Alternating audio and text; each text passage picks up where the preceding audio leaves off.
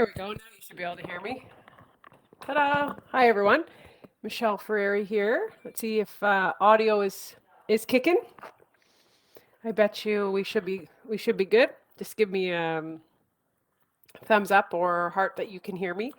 It is Monday, February 27th, 2:32 Eastern Standard Time in Peterborough, Kawartha. I'm in my Peterborough office. Actually, one of the most common questions I get asked, without a doubt, when are you in Ottawa? When are you in the riding or your community, as we like to call it? And hi, Rhonda, thank you. And anybody can look this up. So there is a House of Commons sitting schedule. And when you look up the House of Commons sitting schedule, you will see in that schedule when we sit in Ottawa. And our job, or we basically have, as members of Parliament, two full-time jobs. Hi, Ashley. Hey, Shelley. And our two full-time jobs are our work in Ottawa, when we sit in the House of Commons, when we sit on committees, when we're working on policy, legislation, and in opposition, holding the government to account, and in our ridings, in our community, managing our constituency services and offices to help all the people of our riding. So I service around 118,000 people, anything to do with federal matters. So EI, CRA, Veterans Affairs, passports, anything to do with what you would need from a federal government perspective. And that's what we do here. And we help and we answer emails, we help with immigration, new Canadians, and we help, if you're looking for grants or programming, that kind of thing as well. So those are the two things. So right now I'm on a constituency or community week, and so I'm in the office, working here, meeting with a lot of people because this is where we have to sort of cram every meeting in with the people in our riding so that we can take back that information back to Ottawa. Hi, Kim. And so I want to chime in here and bring you up to date on a couple of things I'm seeing. And I'm out in the community, and I always get to hear people give me feedback, and I really value that, right? And what I'm doing is I also have in my office. I'll show you a little around here. In my office, I have a TV on, so that I'm up to date and watching, sort of like there was just some news with Prime Minister Justin Trudeau and Doug Ford, and obviously questions were coming in about CSIS interference. If you have followed this is very, very serious. You have a Liberal government that was strongly recommended by CSIS, so anybody who knows what CSIS is, to investigate potential election interference with one of the Liberal members of Parliament. Highly, um, this is very serious. And so Prime Minister Justin Trudeau was doing a press conference about healthcare with Premier Doug Ford, and this is what the media is asking him. And instead of saying, you know what, we will ensure we've done our due diligence and followed all protocol by CSIS, he doubled down and sort of put the blame back on CSIS and said, no, no, we've done nothing wrong. We're right. They're wrong. And this is classic leadership under Justin Trudeau. And I want to talk about this today because it's really, really important. I had a powerful meeting this morning with a local history professor, and she's very bright woman, and she said the term, and it said dare to doubt. And I think that's a really great way to start to look at things. I think sometimes we don't want to admit if we have supported somebody that turns out to be not somebody we like, or we thought the best of somebody and they are actually not doing their best. And I think we've all been guilty of this. So I would dare you to doubt, if you are somebody still on the fence or somebody who thinks that our current prime minister is doing his best, I can tell you from somebody on the inside, he is not. He is not doing the best. And if that is his best, it is certainly not good enough because we have Canadians suffering. I sat down here. So my office is a two-tiered office here at 417 Bethune Street in Peterborough. And I have the team here is incredible.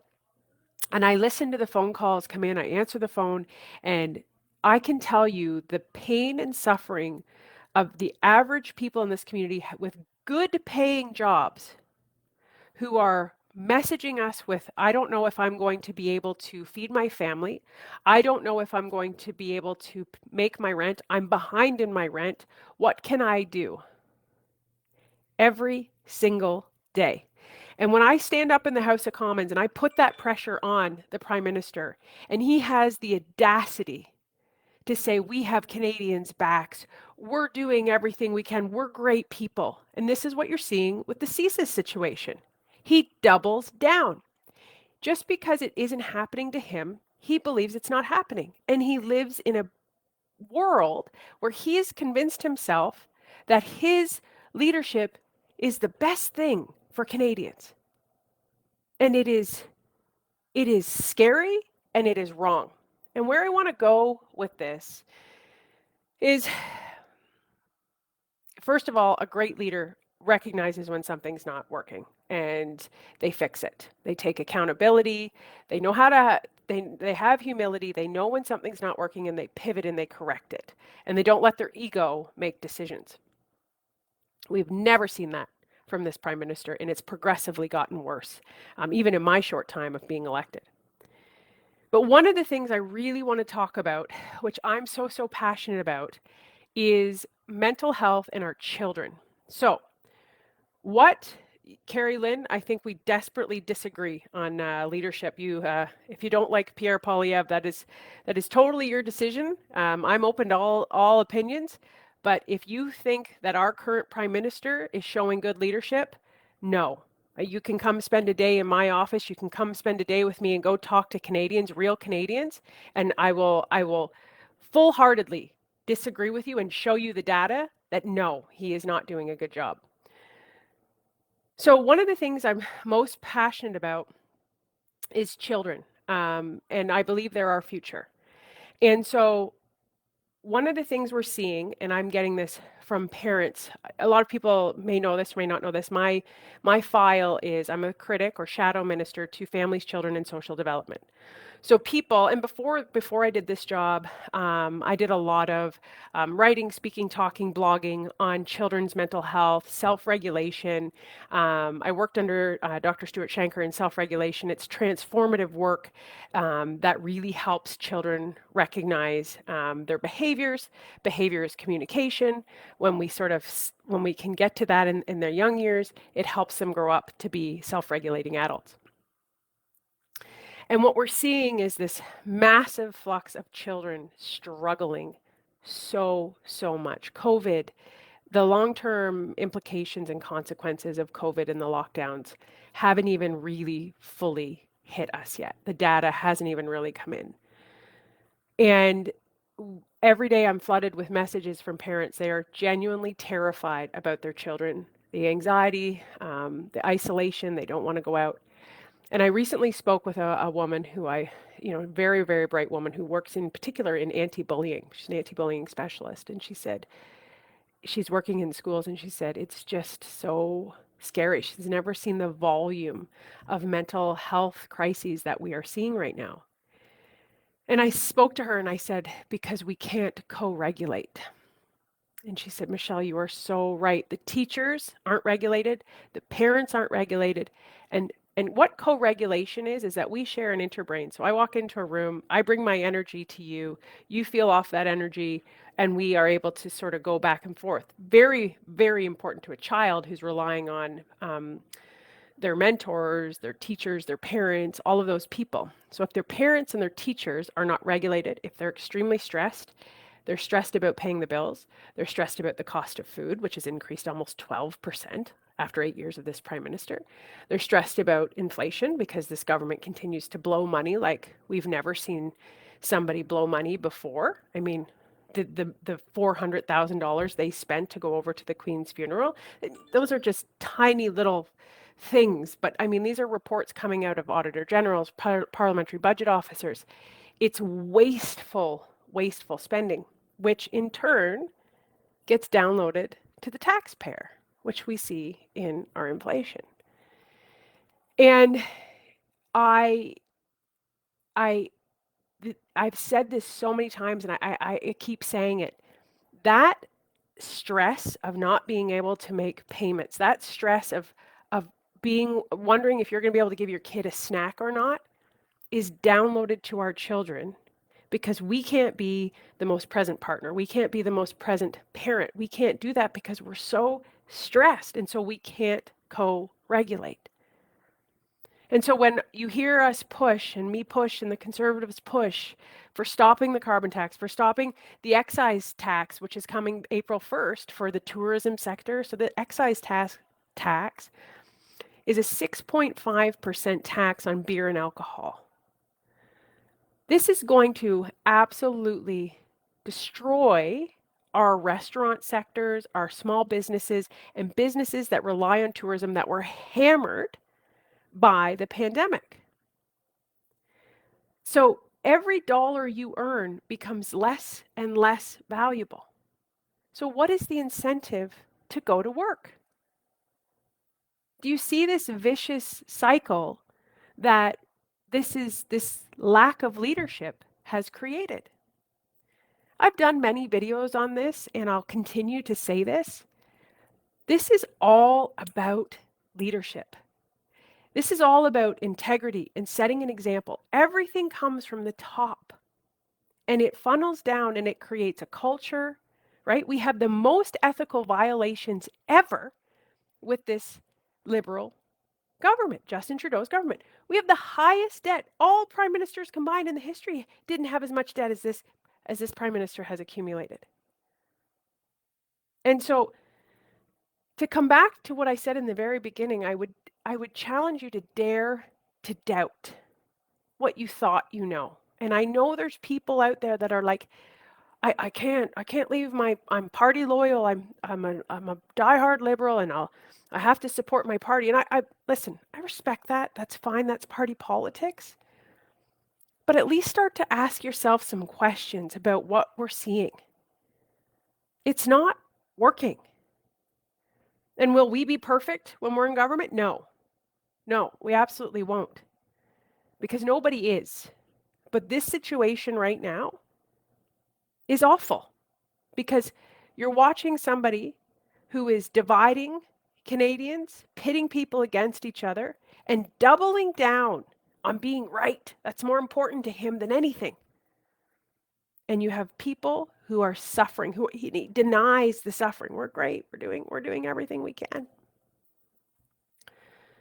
So I want to leave you with this because I think, yes, bring to the table all the things that aren't working, but I always love to leave with a solution. I always love to leave on a positive note because I don't think you just lay down and give up, right? I think it's important to get involved and to not give up hope. Humans have been through so much in our history. And there will always be a leader who abuses power.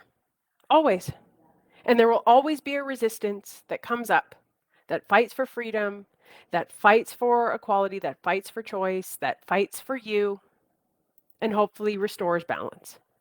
And that's what we, the Conservatives, are doing. Because after 8 years of Justin Trudeau, we're done.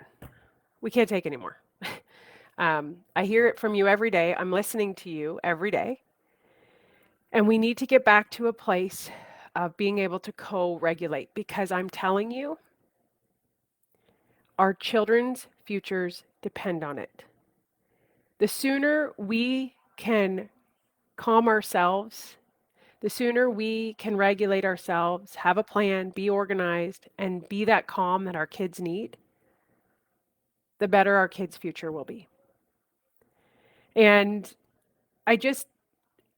so many people get caught up in the, well, I'm defending this guy and I'm defending this guy, and it's just look at the facts and critically think. Mary Kay, I'm working on Bill C-22 in my HUMA committee. We are doing everything we can to get that moving as well. So that is what I would leave you with. Dare to doubt and to use your voice, to get involved. What am I doing to contribute to improvement? Am I showing up and complaining without any solutions? Am I showing up and offering help? Am I being a part of the solution? Am I helping in the best way that I can? Am I contributing to something bigger than myself? Those are things that I would leave you with.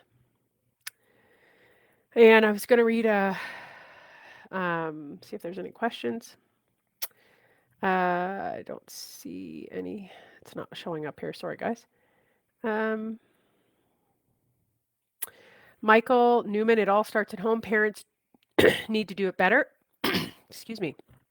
I think we need to put a little more conservatism back in our schools with reading, writing, math, science, history, home economics, and shop. Let's stop taking a knee for things that we have nothing to do with school and start lifting our flag. Thanks again for fighting for us Canadians. Michael, interesting points you've brought up. We have a co-op student in our office right now, and sorry, I got a phone call here. And she's a great student, by the way. And she can kind of, but not really read cursive writing. Yeah, I mean, I'm not going to get into the education sector because it's not my jurisdiction, and I do try to stay in my lane as best as possible and try to say what we can all do and collectively work together. But it's funny, right? And so that's why I think when we talk about our children, it's really important that they have the leadership that shows integrity, ethics, asking questions, and not being, having humility to know when we've done something and to learn from it. I think are really, really key things. Thank you all for listening. That is so sad that she can't read cursive. I think, Paula, I don't know if it's sad. I think it's just the way things are. I think it is a very useful skill, and I think it would be great if they brought it back. I love cursive writing myself. Excuse me. But our kids are different. They're in a different world than us. They have this guy right here, which is as bad as it is good, but it is the way. Just like when we were young and the TV came or the radio came, and we've just never had so much technology and advanced technology that we do right now. And so I think we have to be extremely mindful about that as well. Let me see what this question, I can't see that. Sorry, somebody wrote a comment, but it's not letting me. It's not about. I can't see that. Sorry, I'll have to. Yeah, cursive was important for sure. Yes, thank you very much. I just would encourage you to have compassionate conversations and not cutting people off, and getting together. Social media is not healthy. You need to get in person. You need to look at somebody. You need to hear from them. You need to have different points of view, and then you need to appreciate that person's point of view and find a common ground from which you both want to move forward. Pushing your agenda onto somebody and forcing them to believe what you think is pretty boring. If we were all the same, that'd be pretty boring, as my mom and my grandma used to always say. So it is important to have healthy debate and democracy. But right now, what we do have is a leader who has shown zero capacity for leadership. And I love this. One constituent sent me in, he worked in HR, and he sent me the outline, the 10 top qualities of a good leader. And Prime Minister Justin Trudeau, he didn't have any of them. So that is what it was. And I think after 8 years, you've had your chance to show us what you're capable of, and your capabilities are not meeting the job that is required. And I will continue to stand up and fight for Canadians so that they are not phoning into our office and in tears and distress about how to pay their mortgage or how to feed their families, because that is actually what's happening on the ground. Despite it may not be happening to the Prime Minister, it is still absolutely happening, and we can do things right now to help Canadians, and we will continue to do that. We will continue to put the pressure on. We will continue to do all those things, and I will continue to listen to all of you in my community. I love listening to you guys. And I love hearing your feedback, and I love those meaningful conversations. So dare to doubt, critically think, have dinner with your children, listen to your children, check yourself, and what are you contributing to in your community that's helping the greater good. Thanks for listening. We'll talk to you guys soon. Bye.